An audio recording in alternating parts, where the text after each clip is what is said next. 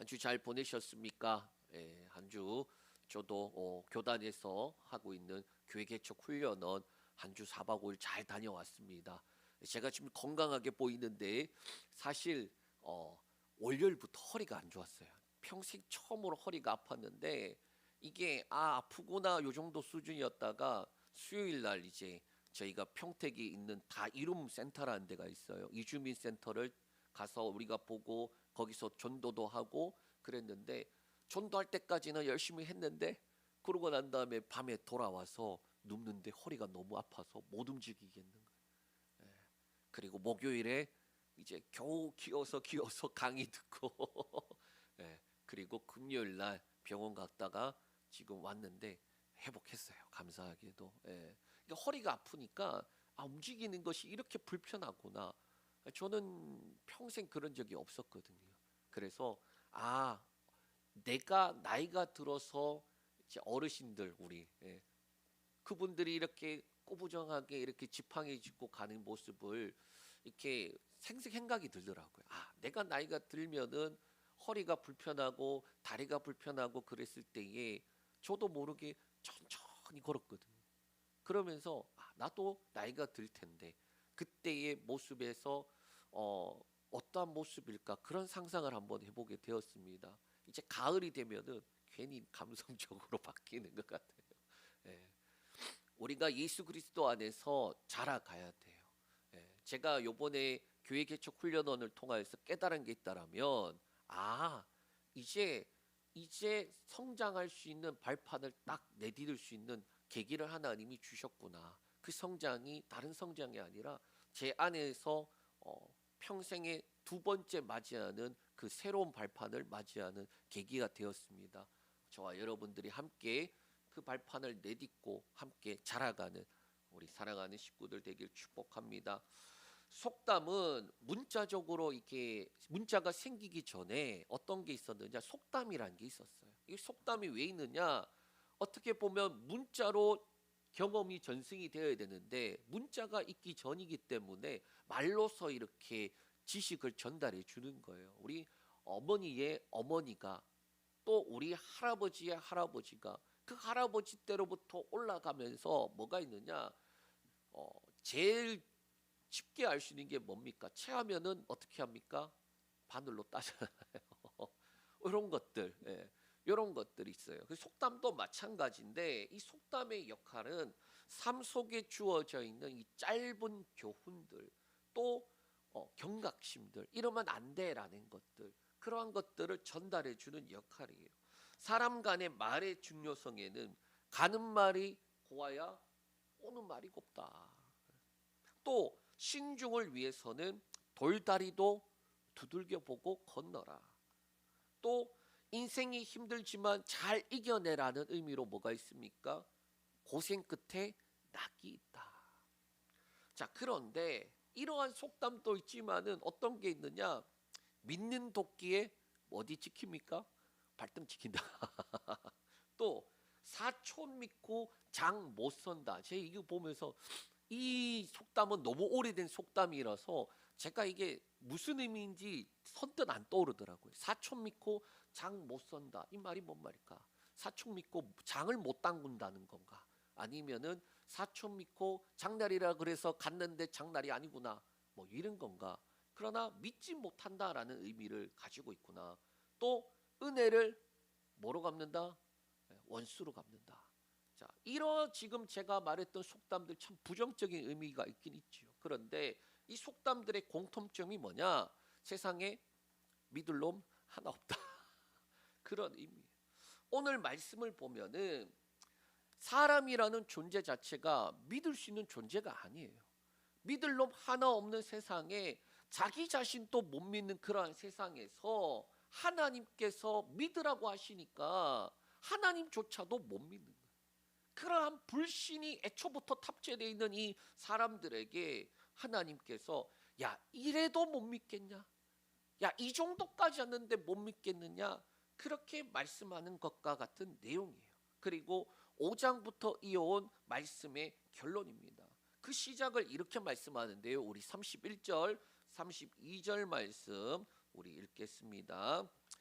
그런즉 이 일에 대하여 우리가 무슨 말 하리요? 만일 하나님이 우리를 위하시면 누가 우리를 대적하리요?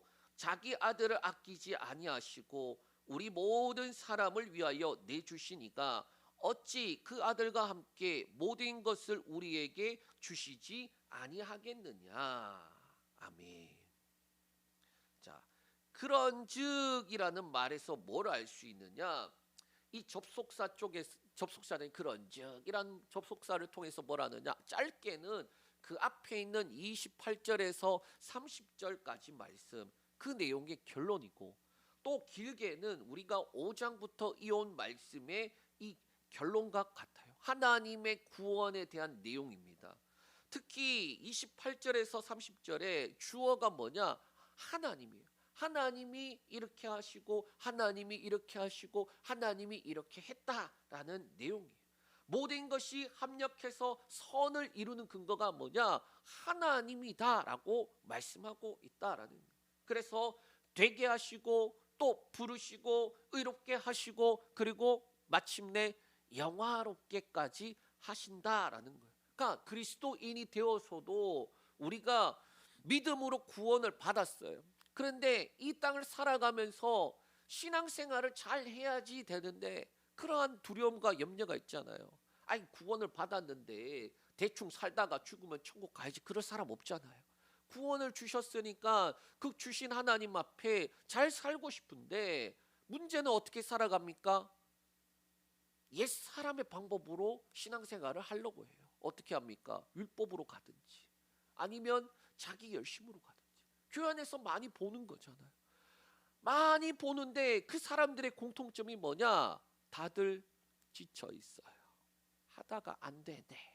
그래서 교회 다니는 사람들 중에, 오래 다니는 사람들 중에 율법으로 간 사람들은 다른 사람을 정죄하고 있고 자기 열심으로 하는 사람은 너는 왜 안 해? 불평불만 자기 안 알아준다 그러고 있고, 그렇게 하면서 신앙생활에 기쁨이 없다라는 거예요. 자, 그런데 예수 그리스도를 믿어서 우리가 하나님의 자녀가 되어서 이제 이 인생이라는 삶을 그리스도인으로 살아가는데 하나님이 주체적으로 주어가 되셔갖고 우리를 이끌어 가시는 삶을 살아가는 거다라고 말씀하고 있어요. 그러니까 하나님 믿어라. 야, 믿는다고 입으로 말을 하면서 왜 맡기지 않니? 라고 말씀하는 거예요. 그래서 그 주체가 하나님이 계시는데 우리가 무슨 말 하겠느냐라고 말하는 거예요. 믿음으로 구원을 얻었는데 왜 믿음으로 구원은 얻었으면서 이 땅을 살아갈 방법에 대해서는 믿음이 아니냐라고 질문하는 것과 같아요. 자, 조금 더 길게 하면은 앞의 내용들의 핵심이 뭐냐? 예수 믿고 구원받아 이제 죽으면은 천국 간다. 그렇게 했는데 문제는 우리가 뭐가 있어요? 바로 천국에 가지 않는다라는 거예요. 저와 여러분에게 하나님께서 각각의 사람들의 시간들은 다르지만은 인생이라는 시간이 주어졌다라는 거예요. 더 큰 문제는 예수 믿고 난 다음에 믿음이 가장 좋을 때가 언제인 줄 아십니까? 예수 믿고 난 직후예요. 사실 따지고 들면은 예수 믿고 난 그 직후가 가장 믿음이 좋아. 그런데 갈수록 어떻게 되느냐? 입으로는 오늘 죽어도 천국 갈 수 있습니다 라고 하는데 삶의 모습을 보면 어떠합니까? 내가 갈 수 있을까? 그런 생각이 든단 말이에요. 아니 믿음은 말씀하신 것을 믿기 때문에 죽어도 천국 간다라고 입으로 고백하는데 나의 삶의 모습을 보면은 이래 갖고 갈 수 있을까? 그런 생각이 저만 드나요? 아마 비슷할 거예요. 제가 참 좋아하는 동화가 있는데 그게 뭐냐? 미운 오리 새끼라는 동화예요. 어느 날 오리 둥지에 이 오리가 태어났는데 그 중에 한 마리가 별종이 태어났어요. 아무리 봐도 다른 오리들과 달라요. 그러니까 어떻게 됩니까? 왕따 당합니다. 자, 그런데 다른 오리들부터 미움받고 스스로 보기에도 나는 왜 이렇게 생겼나? 나는 왜 이렇게 못생겼나? 나는 왜 저들과 다른가? 그런 생각을 하는 거예요. 그러다가 한 무리의 백조들이 날라옵니다. 근데 그들의 모습을 보니까 어떠한 거예요? 너무 우아하고 아름다운 거예요. 그래서 그렇게 말을 합니다. 우와, 너무 아름답다. 나도 저들처럼 저런 모습이면 좋을 텐데. 그러고 이제 있는데 옆에 있는 백조가 야, 일로 와, 우리랑 같이 놀자 그러는 거예요. 왕따 당하는 이 오리가 어떻게 됐습니까? 아이, 아닙니다 했는데 뭐라고 말하느냐? 야, 너 물에 비친 너 모습을 보라고. 그래서 그때 보았더니 뭐였다? 오리가 아니라 백조였다. 그리스도인들도 마찬가지 아닌가요? 가짜 말고 찐 그리스도인들도 세상으로부터 미움을 받아요. 이 세상을 살아가는 것 자체가 그리스도인들에게는 고난이라고 했어요. 그런데 이 그리스도인의 고민은 하나님 앞에서도 부족한 것 같고 스스로 보기에도 부족한 것 같기 때문에 율법으로도 그리고 자기 열심으로도 한참 부족한 것 같기 때문에 믿지만 여전히 변화가 없고 열매가 없는 모습에 나는 왜 이 모양이지? 라고 하고 있다라는 거예요. 자, 그런데 31절에 선언이 어떻게 됩니까? 하나님이 우리를 위하시면 누가 우리를 대적하리요? 라는 거예요. 여기서 특별히 우리를 위하시면이라는 말은 뭡니까? 이 말씀의 핵심이 되는 단어예요. 이 말과 같은 단어가 사랑이다라는 거예요. 하나님이 우리를 위하신다라는 그 말이나 하나님이 사랑으로 확증하셨다라고 말한 그 사랑이나 똑같은 의미다. 그래서 로마서 5장 8절에 우리가 알고 있지만 어떻게 말씀하셨느냐? 우리 한번 같이 읽겠습니다. 우리가 아직 죄인 되었을 때에 그리스도께서 우리를 위하여 죽으심으로 하나님께서 우리에 대한 자기의 사랑을 확증하셨느니라. 아멘.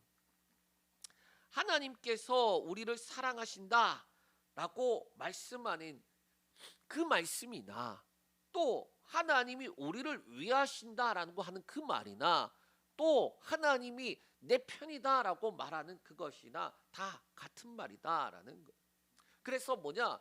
야, 아들을 내어줄 만큼 사랑하는데 이보다 더 큰 사랑이 없는데 이렇게까지 사랑하는데 더 이상 뭔 증거가 필요하니? 라는 거예요. 그 제가 참 하도 오래돼서 기억이 가물가물한데 저희 아내랑 결혼한 지 벌써 한 16년째네요. 그 만난 지는 한 20년이 넘었어요. 그러니까 그 연애할 때 그 기억이 없어요. 그런데 그때 보면은 이제 가끔 이제 생각해 보면 어떤 내용이 있느냐? 별거 없어요. 너 나 사랑해? 얼마나 사랑해? 나 너 사랑해? 이렇게 사랑하는데도 몰라? 이렇게 그런 거예요, 사실은. 알아주지 않으니까 섭섭한 것뿐이고 그렇게 하는데도 상대방이 덜 사랑한 것 같아서 섭섭한 것뿐이고 그러고 싸우잖아요. 하나님께서 뭐라고 말합니까? 하나님이 너희 편인데 내 편인데 누가 어떻게 하겠냐?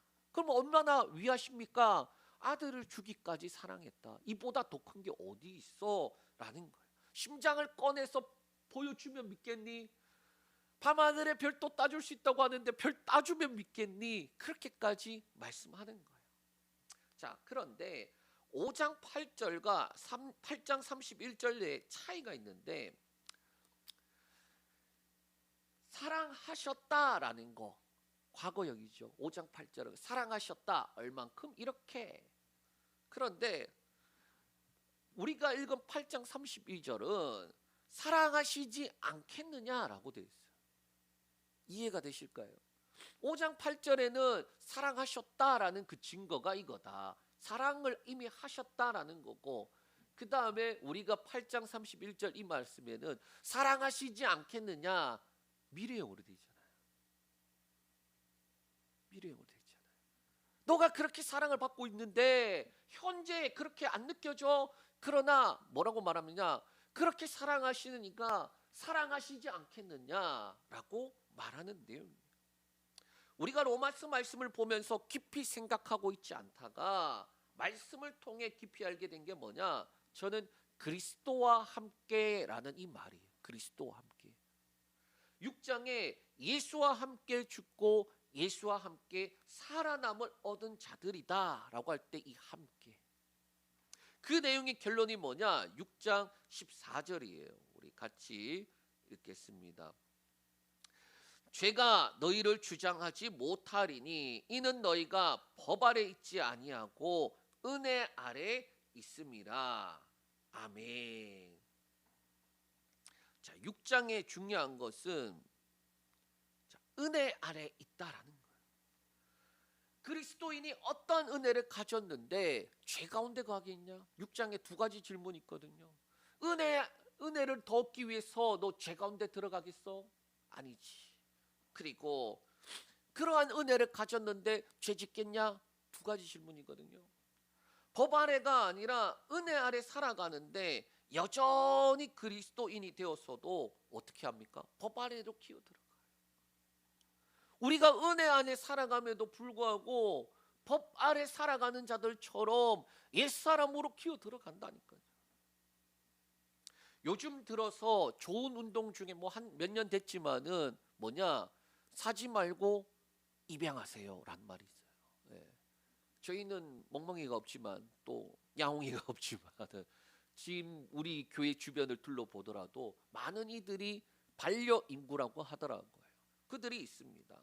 그런데 이게 참 쉽지 않아요. 사지 않고 입양한다는 말이 참 어려운 이유가 뭐냐? 이 유기견들, 버려지는 이 동물들은 대부분 어떻게 되냐면요, 주인으로부터 폭력이나 학대나 그러한 것들을 가지고 있기 때문에 트라우마를 가져 있고, 그래서 사람을 대부분 피하거나 또는 두려움 때문에 물거나 둘 중에 하나가 있단 말이에요. 자, 그런데 분명히 이전과 다른 주인인데도 불구하고 새로운 주인이 너무나도 친절하고 사랑으로 대해주는데도 어떡합니까? 예쁘다고 쓰다듬어 주려고 하는데 그 손을 보고 이전의 주인을 생각해서 두려움 때문에 물거나 피하거나, 심지어 개들은 오줌을 지려버려요. 두려움 때문에. 또 맛있는 음식을 주는데 그 음식을 편하게 먹지도 못해요. 또 어떤 개들은 음식이 주어지자마자 계속 숨도 안 쉬고 먹어버려요. 많은 양을 주면 주는 대로 먹어버려요. 왜? 이게 언제 먹을지 모르는 음식이기 때문에, 그 두려움 때문에. 자, 그런데 저는 그러한 내용들을 보면서 조금 무리가 될 수 있겠지만은 그리스도인들의 모습이 보이더라라는 거예요. 내가 예수 믿기 전의 모습, 예수님을 믿었지만 율법주의 아래에 있었을 때의 그 모습이 보이더라는 거예요. 제 안에서 이 율법주의 안에 있을 때 예수님을 믿었지만은 저의 20대 초창기에 그 율법주의 안에 있을 때 모습은 어떠냐? 내가 잘못하면 하나님이 나 버리시면 어떡하지라는 거예요. 그러니까 율법주의로 가는 거예요. 어떠한 것도 잘못하지 않아야지, 그래야지 하나님 앞에 칭찬받지. 아니, 칭찬받는 건 고사하고 내가 죄를 지으면 하나님이 나 버리시면 어떡하나. 그 두려움 가운데 살아가는 거예요. 그게 율법주의인 거예요, 사실은. 그런 그리스도인들이 이렇게 살아가고 있진 않아요. 자, 그런 걸 알고 계시기 때문에 하나님이 세 가지의 반문을 하기 시작합니다. 첫 번째, 누가 고발하겠느냐? 우리 33절 말씀 우리 읽겠습니다. 자, 시작. 누가 능히 하나님께서 택하신 자들을 고발하리요? 의롭다 하시는 이는 하나님이시니. 33절 이 말씀은 누가 고발하겠느냐? 이 말은 고소 자체가 불가능하다라는 말씀이에요. 이 재판장이신 하나님께서 이미 의롭다라고 선언을 했는데 어떻게 고발할 수 있겠니? 라는 거예요. 자, 우리나라 법으로 생각하면 뭐 고소 고발이 들어가면 조사를 하고 그러고 난 다음에 거기서 이제 재판으로 넘어가요. 그러면 거기서 이제 검사를 통해서 재판은 검사 없어졌구나 이제. 이제 넘어가면은 재판에서 이제 이렇게 변론을 해요 서로. 그러고 난 다음에 최종 이제 선고합니다라고 이제 언제 합니다라고 하면은 그날 가서 보면은 그냥 선고하고 끝이 나요. 자, 이런 과정인데 고소가 들어가면은 결국에는 거기에 대한 이제 내용들을 이렇게 자기가 진술을 하거든요. 아니다는 거에 대해서는 반박을 하고 그 다음에 그 내용에 대해서는 진술을 하는데 그런데 애초에 고소가 불가능하다라고 말하는 내용이에요. 애초에 고소가 불가능한 거야. 왜? 하나님이 의롭다고 했는데 고소 자체가 불가능해. 그 말씀을 하는 거거든요. 자, 그런데 두 번째가 중요합니다. 두 번째는 누가 정죄하겠느냐라는 말이에요. 우리 34절 말씀 읽겠습니다. 34절. 아이고, 제가 이 폼을 한번 바꿨는데 깔끔한가요? 자, 34절. 자, 시작. 누가 정죄하리요? 죽으실 뿐 아니라 다시 살아나신 이는 그리스도 예수시니 그는 하나님 우편에 계신 자요 우리를 위하여 간구하시는 자신이라. 아멘. 자, 누가 정죄하겠느냐라고 물어요. 누가 고발하겠느냐라고 물었을 때 뭐라고 했습니까? 고발 자체가 불가능해.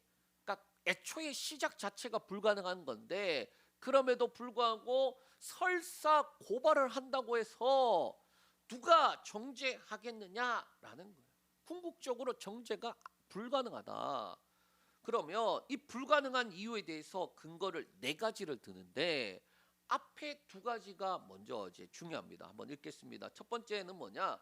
예수 그리스도께서 죽으심이에요. 그리고 두 번째는 예수 그리스도께서 다시 살아나심이에요. 그러니까 누가 정죄하겠느냐? 정죄가 불가능해라는 거에 네 가지 근거가 있는데 앞에 두 가지는 예수님께서 십자가에 죽으시고 부활하신 거. 이 말씀과 같은 내용이 6장 10절에 있는 말씀이에요. 우리 6장 10절 말씀 읽겠습니다. 그가 죽으심은 죄에 대하여 단번에 죽으심이요 그가 살아 계심은 하나님께 대하여 살아 계심이니. 아멘. 자, 죄에 대해서 죽으셨고 그래서 죄 아래가 아닌 사망 권세를 깨뜨리심으로 다시 살아나셨어요. 자, 죄에 대하여 단번에 죽으셨다. 그래서 죄에 대하여 죽으셨고 그 다음에 살아남은 하나님께 대하여 살아납니다라고 하는데 뭡니까? 사망 권세를 깨뜨리고 예수님께서 어떻게 하십니까? 부활하셔서 승천하시잖아요. 하늘 보좌 우편에 계신다라고 하는데 부활해서 승천하셔요. 그래서 뭡니까? 주인이 바뀐 것을 나타내고 있어요. 그러고 난 다음에 이것과 연결이 되어서 셋째가 하나님 우편에 계신 자다라고 말씀하고 있어요. 하나님 우편에 계신 것이 뭐냐? 권력과 명예를 상징하는데 시편 110편 1절에 보면 이 말씀이 있어요. 다윗의 시에 나오는 건데 내가 네 원수들로 네 발판이 되기까지 너는 내 오른쪽에 앉아 있으라 하셨도다라는 거예요. 자, 110편 1절이 아닌 것 같아요. 20 몇 절인 것 같은데 자, 이 말씀의 내용이 뭐냐면 이거예요. 앞에 이제 쭉 다른 내용이 나오다가 다윗이 그렇게 이제 고백을 하는 거거든요. 주께서 나에게 이렇게 말씀하셨다. 뭐라고 말하는 거예요? 원수가 네 발판이 발등상이라고 되어 있지만 옛날에 발판이 되기까지 너는 내 오른편에 있으라라는 거예요. 예수 그리스도의 부활하시고 승천하신 그 예수 그리스도 그분에 대한 내용이에요. 예수님께서 단순히 구원자로서만 우리가 생각하면 안 돼요. 구원하실 뿐만 아니라 어떻게 합니까? 최종적으로 다시 오실 예수 그리스도. 그리고 그 사이에 뭐가 있느냐? 넷째가 있는데 우리를 위해서 간구하신 분이다라고 말씀하고 있어요. 예수님에 대해 이 구원자로만 생각하면 안 되는 게 우리는 앞부분에 너무 치우쳐져 있어요. 왜? 중요한 거긴 해요. 출발을 해야 되니까. 그러나 출발하고 난 다음에 결승점까지 안 달리고 있으면 안 되잖아요. 출발을 하고 저 결승점을 향하여서 뭐합니까? 믿음의 경주를 열심히 달려가야 돼요. 그 달려가는 과정에 우리 힘으로 갈 수 있는 게 아니라는 걸 나타내는 게 뭐냐? 예수님께서 중보자 되십니다. 이 중보자 되심은 그리스도인의 성장에 있어서 필수적인 내용이에요. 히브리서의 이 많은 부분들을 다룰 수 있는데 정죄가 불가능한 이유에 대해서 세 가지 내용을 담고 있는 예수님께서 왜 중보자가 될 수밖에 없느냐, 그 내용이 나오는데 히브리서 2장 17절에서 18절 말씀 우리 읽겠습니다. 그러므로 그가 범사에 형제들과 같이 되심이 마땅하도다. 이는 하나님의 일에 자비하고 신실한 대제사장이 되어 백성의 죄를 속량하려 하심이라. 그가 시험을 받아 고난을 당하셨은즉 시험 받는 자들을 능히 도우실 수 있느니라. 아멘. 자, 정죄할 수 없다. 누가 정죄하겠느냐? 그러면서 네 가지 이야기했다 그랬어요. 정죄할 수 없는 이유. 첫 번째, 예수님이 죽으심. 두 번째, 살아나심. 그리고 세 번째가 하나님 우편에 앉아 계심. 그 네 번째가 우리를 위해서 간구하심이에요. 이것 때문에 우리를 정죄할 수가 없다라는 거예요. 사실 이 내용을 한마디로 요약하면 예수님께서 하신 일이에요. 하나님께서 우리를 통하여, 예수 그리스도를 통하여 우리에게 행하신 일이에요. 그 모든 것이 뭡니까? 결국 복음이에요. 우리와 같은 모양으로 오셔서 같이 되심이 마땅하도다. 그 이유는 뭐냐? 백성의 죄를 속량하려 하십니다라는 거예요. 아들을 왜 주셔야 됐느냐? 죄의 값은 사망이니까 그 사망을 어떻게 하는 거예요? 누군가는 죽어야 된단 말이에요. 그런데 아무나 죽어서 해결할 수 있는 거냐? 아니라는 거예요. 그래서 하나님께서 아들을 보낼 수밖에 없는 거예요. 말씀이 육신이 되어서 왔어요. 육신이 되었다라는 말이 뭐냐? 우리와 같은 모양과 같은 모습으로 오신 거예요. 똑같은 모습으로 오셨다. 그리고 같은 모양으로 오셨기 때문에 어떻게 되나요? 우리의 연약함을 다 아시는 거예요. 고난을 당하셨는데 그 고난을 통하여서 어떻게 하십니까? 시험 받는 자들을 능히 도우실 수 있다라고 말씀하고 있어요. 히브리서 말씀의 이 예수님에 대한 내용, 이 중보자 되심에 대한 내용을 요약하면은 예수님께서 우리와 같은 모습으로 죽으시고 고난당하시고 그랬지만 죄가 없으신 분, 그리고 승천하셔서 하나님 보좌 우편에서 중보자로 계시고, 그것을 행하실 수 있는 이유가 뭐냐? 예수님이 대제사장, 이 땅의 대제사장은 죽고 또 연약한 존재지만, 죄가 있는 존재들이지만, 예수님은 그가 완전한 제물이 되시고 완벽한 대제사장이 되셔서 하나님과 우리 사이에 중보할 수 있는 존재가 되었다라는 말이에요. 그 내용이 히브리서 안에 담겨 있어요. 저는 히브리서 말씀을 그래서 참 좋아합니다. 왜? 이전에 내가 몰랐던 예수 그리스도, 그냥 그저 날 위해 십자가에 죽으시고 부활하셨구나, 그래서 구원을 주셨구나, 그 감사한데요, 현실이 너무 힘들어요. 말씀대로 살아가기 너무 힘들어요. 믿음을 지키며 살아가기가 너무 힘들어요. 왜? 마치 태어는 났는데 부모 없는 고아처럼 나 스스로 살아야 돼라는 게 강했기 때문에, 제 성향 자체가 도움을 잘 받으려고 안 해요. 어떻게 해서든지 내가,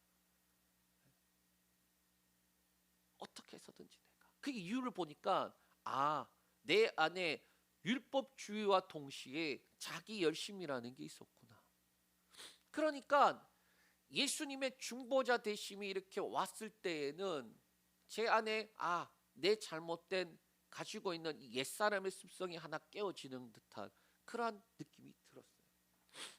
완전한 제물과 완전한 대제사장이 되셔서 하나님과 우리 사이에 중보자가 되신다. 자, 그래서 좀 전에 17절 18절 이 히브리서 말씀이나 사실 정죄가 없다, 정죄가 불가능하다, 라고 말한 네 가지 내용이나 똑같은 말씀이에요. 세 번째로 누가 그리스도의 사랑에서 끊겠느냐. 우리 35절 36절 말씀 읽겠습니다. 시작. 누가 우리를 그리스도의 사랑에서 끊으리요. 환난이나 곤고나 박해나 기근이나 적신이나 위험이나 칼이랴.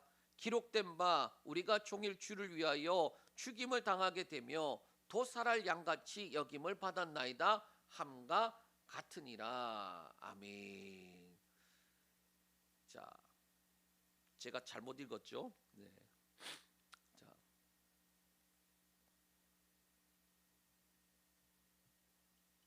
제대로 읽었습니다. 죄송합니다. 제가 지금 노력하고 있는 중입니다. 말씀이 어려워지지 않으려고 무진장 노력하는데 말씀이 자꾸 어려워지는 것 같아서 지금 신경 쓰는데 잘 안 되네요. 아, 주님. 자, 누가 사랑에서 끊으리요? 끊을 수 없다라고 말하는 내용이죠. 보면은 두 가지 질문과 조금 달라요. 앞에 누가 고발하겠느냐, 또 누가 정죄하겠느냐, 그 질문과 이 세 번째 질문은 조금 달라요. 왜냐? 고발이나 고소나 정죄는 이미 이루어진 일들 때문에 불가능하다라고 하는 내용이기 때문에.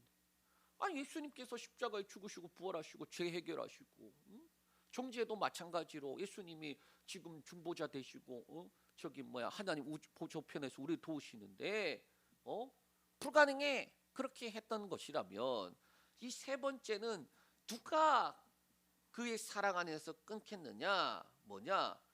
마주하고 있는 현실을 놓고 그렇다고 해도 그리스도 안에 있는 사랑에서 끊을 수 없다라고 말씀하는 내용이기 때문에, 현실을 마주하고 있는 우리에게 말씀하기 때문에. 그 현실이 어떠합니까? 환난이나 곤고나 박해나 기근이나 적신이나 위험이냐 칼이랴라는 내용이에요. 이 끊다라는 단어는 원어로 코리조라는 단어인데, 끊다, 나누다, 정확하게는 분리되다라는 의미가 더 커요. 끊다라는 게 끊어지다. 그러니까 하나님과 우리가 예수 그리스도 안에서 합하여져 있는데 끊어질 수 없는, 분리될 수 없다라고 말하는 내용이에요. 그런데 마주하고 있는 고난과 현실이 너무나도 쉽지 않잖아요. 제가 느끼기에는 이 바울이 실질적으로 마주했었고 지금 또 마주하고 있고, 그리고 나의 앞이 어떻게 될지 모르는, 심지어 그것이 순교회까지 간다고 할지라도 끊을 수 없다라고 선언하고 있는 내용이에요. 그리고 35절에 기록된 바라고 하면서 구약에 있는 말씀을 인용합니다. 그게 뭐냐? 시편 44편 22절 말씀을 인용하고 있어요. 이 시편 44편은요, 우리가 에스라서 말씀을 할 때에 한번 언급했습니다. 그 이유가 뭐냐? 그 내용을 쭉 보면 바벨론 포로기에 있는 자들이 그 하나님의 그 은혜와 사랑을 다시 갈망하면서, 하나님이 우리 조상들에게 이런 분이셨는데 지금 다 박살나고 다 깨어지고 수치와 모욕을 당하고, 그리고 우리가 이방 땅에 지금 거주하고 있습니다. 그런데도 우리가 하나님의 말씀을 어기지 않고 있습니다. 그렇게 고백을 한단 말이에요. 그러니까 조상들이 우상 숭배하고 하나님을 떠났지만은, 그러나 떠나서 보니 하나님의 말씀을 지켜야 되겠습니다. 우리가 이방 땅에 있어도 하나님의 말씀을 지키며 살았습니다. 그러니 뭐 해달라고 하느냐? 하나님 구원해 주세요. 말씀대로 회복시켜 주세요. 그 내용이 담겨 있어요. 그래서 지금 22절, 우리가 종일 주를 위하여 죽임을 당하게 되며 도살할 양같이 되었다라는 말이 그 시편에 있어서 절정이에요. 시편에 있어서 가장 절정에 지금 우리가 이러한 상황입니다 라고 말하는 내용. 하나님께서 그렇게 우리 조상들에게 가나안 땅을 주셨고 그리고 그 땅을 정복하게 하셨고 그 땅에서 살게 하셨는데, 그런데 수치당하고 모욕당하고 다 털리고, 그럼에도 불구하고 우리가 주의 말씀을 지키고 있습니다. 그런데 현실은 어떠하다? 종일토록 죽임을 당하며 도살할 양 같은 그러한 삶입니다 라고 말하는 거예요. 그러면서 그 다음이 어떻게 되느냐, 이렇게 됩니다. 시편 44편 23절에서 26절 말씀 우리 읽겠습니다. 시작. 주여 깨소서, 어찌하여 주무시나이까? 일어나시고 우리를 영원히 버리지 마소서. 어찌하여 주의 얼굴을 가리시고 우리의 고난과 압제를 잊으시나이까? 우리의 영혼은 진토 속에 파묻히고 우리의 몸은 땅에 붙었나이다. 일어나 우리를 도우소서. 주의 인자하심으로 말미암아 우리를 구원하소서. 아멘. 자, 이 시편에 그렇게 부르짖는 그들이나 사실 그리스도인들이나 이 현실적으로 부딪히는 이러한 삶 가운데서 주여 뭐 하십니까? 깨우셔야지. 주님 뭐 하십니까? 도와주셔야지. 지금 죽게 되었어요. 그렇게 부르짖는 거나 매한가지다. 자, 왜 이렇게까지 할까? 지금 다른 해석들도 있었지만은 저는 어떻게 느껴지느냐? 다른 것 다 떠나서 주어져 있는 고난과 환경과 여건과 주어져 있는 모든 것들 속에서 제일 큰 거는 하나님과 분리되어져 있다라는 느낌 때문이에요. 자, 시편에 있는 사람들 예루살렘을 떠나서 바벨론으로 끌려갔어요. 포로로 끌려갔어요. 그곳에서 뭐 한 줄 아십니까? 주구장창 이방신을 섬겨야 돼요.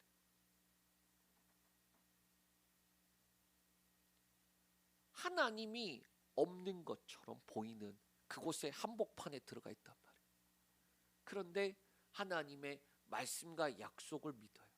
왜? 다시 회복시켜 주신다는 말씀이 있잖아요. 말씀과 믿어요. 끝까지 믿는데 뭐 하느냐? 너무 힘든 거예요. 너무 힘든 거예요. 자, 우리 로마서 5장 시작할 때의 핵심 말씀이 바로 그것이었습니다. 환난은 인내를, 인내는 연단을, 연단은 소망을 이루는 줄 알미라. 그들이 환난 속에서 고통 가운데서 주의 말씀을 끝까지 붙잡고 인내로, 그리고 연단으로, 그리고 마침내 소망으로 바뀌어져 가는 그리스도인의 삶들도 마찬가지예요. 그리스도인들의 삶들도 더 하나님의 사랑 가운데서 끊어졌다고 느꼈을 때에 그때에 느끼는 고통들, 그때 느끼는 아픔들이 더 크게 느껴지는 거예요. 자, 그럼 언제 그럴 때냐? 좀 쉽게 설명하면 이렇게 될 것 같아요. 자, 육체의 욕심을 따라 죄를 짓고 나면 어떻습니까? 잠시 좋아요. 즐거워요. 자유를 누린 것처럼 느껴져요. 그런데 이내 죄의 무게가 덮이고 마치 하나님과 분리된 것처럼 사랑과 은혜가 끊어진 것처럼 느껴져요. 그럼에도 불구하고 그리스도의 사랑에서 끊을 수 없다라고 말씀하는 거예요. 그러면 왜 그렇습니까? 우리 37절 말씀 읽겠습니다. 자, 시작. 그러나 이 모든 일에 우리를 사랑하시는 이로 말미암아 우리가 넉넉히 이기느니라. 아멘. 넉넉히. 말씀을 보면은 이 모든 일에라고 되어 있어요. 그럼 뭡니까 이 모든 일이? 바로 앞에 나오는 환난이나 공고나 박해나 기근이나 적신이나 위험이나 칼. 그러니까 그리스도인들이 예수를 믿고 난 다음에 현재 마주하게 되는 그 수많은 모든 문제들, 그리스도인이 겪게 되는, 그리스도인이기 때문에 겪게 되는 고난을 의미해요. 지난주 제목이 이거였어요. 절대적 비교 불가였어요. 그럼 뭐하고 비교할 수 없다는 겁니까? 현재의 고난은 나타날 뭐와 비교할 수 없다는 거예요? 영광과 비교할 수 없다.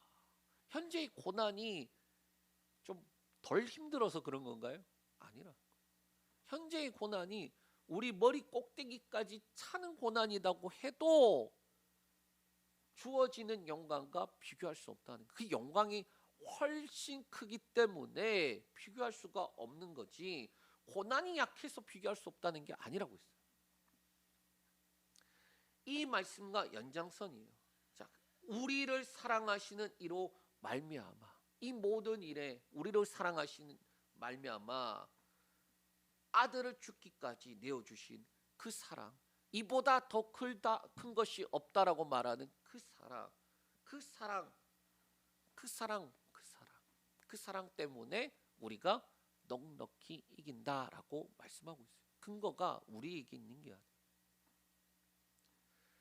현재의 고난과 나타날 영광이 비교할 수 없듯 그리스도인이기 때문에 주어지는 환난, 심지어 구원에 있어서도 이미 얻었지만 아직 완성되지 않는 그 모습까지도 넉넉히 이긴다라고 말씀하고 있어요. 여기가 핵심입니다. 그리고 그 결론을 38절, 39절에 왜냐하면 내가 확신한다 라고 하는 그 선언으로 시작하면서 최종 결론을 나오는데, 우리 38절, 39절 말씀 읽겠습니다. 내가 확신하노니 사망이나 생명이나 천사들이나 권세자들이나 현재일이나 장래일이나 능력이나 높음이나 깊음이나 다른 어떤 피조물이라도 우리를 우리 주 그리스도 예수 안에 있는 하나님의 사랑에서 끊을 수 없으리라. 아멘. 38절 이 원어의 시작이 어떻게 되느냐? 페페이스마이 가로 호티, 뭐 이렇게, 가르가 중간에 우리 맨날 이야기하는, 자 페페이스마이 가로 호티라는 이 말이 뭐냐? 왜냐하면 나는 무엇을 확신한다, 확신하고 있다, 확신하고 있기 때문이다, 그런 의미예요. 특별히 이 페페이스마이라는 단어는 완료 수동태로 쓰여있어요. 상태가 완료 수동태. 과거에서 일어난 사건이 지금 또 결과 상태로 남아 있는 거예요. 이미 행하신 그것이 지금 또 주어져서 유효하고 있는 상태다라는 거예요. 그 누가 하셨느냐? 하나님의 사랑이 아들 예수 그리스도로 말미암아 믿는 자들에게 주어진 것들이다라는 거예요. 그러니까 과거에 예수를 믿었다, 구원받았다. 우리 입장에서는 그렇게 생각하지만, 시간이 그렇게 되지만, 예수 그리스도를 우리에게 주심으로 사랑의 확증을 시작하신 분이 그때만 확증하신 게 아니라 지금 또 확증하고 끝내 이루실 것도 확증하신다라는 것이 다 담겨져 있다라는 거예요. 사랑이 어떻게 변해? 우리 가을만 되면 생각나는 거 CF 있잖아요. 나뭇잎 던지면서 가란 말이야. 에? 사람은 변해요. 사람 변해요. 하나님은 변하지 않는다. 그래서 의역을 하면 바울은 이렇게 됩니다. 나는 설득되어 지금 확신에 차 있습니다. 그래서 어떤 피조물도 이 확신을 무너뜨릴 수 없습니다 라는 거예요. 그러면 그 어떤 것들이 시시한 것들이냐? 아니요. 사망이나 생명, 극과 극인데 아주 절대적인 것 중에 하나죠. 천사들이나 권세자들, 현재인이나 심지어 장래인이나 능력이나 높음이나 깊음이나 다른 어떤 피조물이라 할지라도 우리를 우리 주 그리스도 예수 안에 있는 하나님의 사랑에서 끊을 수 없다, 그렇게 말씀하고 있어요. 말씀을 정리합니다. 지난 9월 7일 주일날 우리가 이제 말씀을 로마서 5장에 있는 말씀을 이제 시작함으로 오늘까지 총 9주에 걸쳐서 5장부터 8장까지 말씀을 우리가 보았어요. 사실 작년 이맘때에 내년을 준비하면서 그 2025년 첫 번째 강해를 마음에 이렇게 로마서 강해에 대한 마음이 이렇게 감동이 있는데, 말씀이 안 그래도 어려운데 제가 하면 더 어려워질 것 같아서, 또 이 말씀 자체가 좀 어렵다라는 생각이 저도 들었기 때문에 조금 미뤘어요. 그 미뤄서 뭐 했느냐? 에스라 말씀한 겁니다. 에스라 느헤미야 말씀을 한 거예요. 그런데 자, 이 느헤미야 강해가 끝날 때쯤 이 제가 겪고 있고 그리고 고민되고 이해할 수도 없고 여러 가지 일들로 인해 제가 견디다가 폭발해서 하나님을 향해 그랬던 거예요. 하나님 해도 너무 하신 거 아니냐고. 예? 웬만해야지 제가 참고 견디지. 그런 마음이 올라오는 거예요. 그러니까 뭐냐? 율법주의적인 그 마음이 벗어나니까 자기 열심이 제 안에서 있었다라는 거를 그때 깨닫는 거예요. 내가 참고 견디고 또 내가 열심히 하면은 잘 될 거라고 생각을 했는데, 내가 견디는 거 잘할 수 있으니까 견뎌야지 했는데, 그걸 넘어서니까 마주하고 있는 일들이 그걸 넘어서는 일들을 마주하니까 어떻게 되느냐? 하나님 너무하시는 거 아니에요. 그렇게 되더라라는 거예요. 이게 저의 신앙에 있어서 큰 변화점이 되어 주었습니다. 어떻게 보면 율법주의를 벗어나고 그래서 사역자가 되었는데, 그리고 교회를 개척하고 난 다음에 내가 열심히 해야 되는 이 자기 열심을 못 벗어난 거예요. 개척을 하니까 더 생긴 거지 사실은. 그리스도인이 되어서도 자꾸 옛사람의 방법대로 하려고 하니까 문제가 생기고, 또 그것이 뜻대로 안 되니까 율법주의든 자기 열심이든 성령으로 행하지 않으니까 탈이 나는 거예요.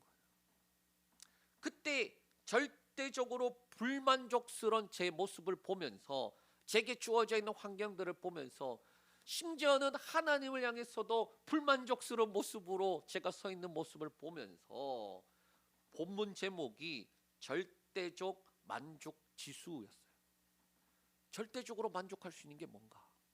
그러니까 이유, 조건, 불문 다 필요 없고 절대적으로 내가 하나님 앞에 감사하고 만족할 수 있는 게 뭔가? 바로 아들 예수 그리스도를 주시는 하나님의 사랑의 확증이었다라는 거예요. 그래서 그 본문부터 시작한 거였어요. 우리가 어떻게 그것을 부인하겠습니까? 현실이 힘들죠. 자, 힘든데 정말 힘들어요. 저보다 인생을 더 많이 사셔갖고 그러한 힘듦을 어떻게 넘어오고 지금 또 마주하고 있다라는 것들을 저는 느끼죠. 이제는 느끼죠. 그런데 그 현실 앞에 고통스럽고 또 분노와 비명이 나온다고 할지라도 변하지 않는 사실은 하나님의 사랑의 확증이라는 거예요. 사랑하셨고 하셨다라는 게 지금 또 유효하고 앞으로도 유효할 하나님의 사랑이기 때문에 우리가 어떻게 부인하겠습니까? 그래서 바울이 말하는 거예요. 우리가 무슨 말 하겠느냐? 야, 우리가 무슨 말 할 수 있겠어? 하나님이 우리를 위하시는데 얼마나 위했니? 아들을 주시기까지. 그보다 더 큰 사랑이 없는데 그 사랑을 주셨는데 우리가 어떻게 무슨 말 하겠어? 또 누가 고발하겠어? 누가 정죄하겠어? 누가 그리스도의 사랑에서 끊어버리겠어? 비록 우리는 이 땅을 살아가면서 육신을 가지고 살아갑니다. 그래서 어떨 때에는 그리스도인으로 살아가기 때문에 죽임을 당하는 사처럼, 도살장의 앞에 있는 양처럼 그렇게 된다고 할지라도 그것을 덮고도 남는 하나님의 사랑, 우리를 끝까지 사랑하시는 그 하나님의 사랑으로 말미암아 넉넉히 이긴다라고 말씀하는 거예요. 우리 한번 해볼까요? 하나님의 사랑 때문에, 한 번 더, 하나님의 사랑 때문에 넉넉히 이깁니다. 넉넉히 이깁니다. 이기고도 남습니다. 그게 하나님의 사랑이라고 말씀하고 있어요. 이 은혜가 저 여러분에게 있길 축복합니다.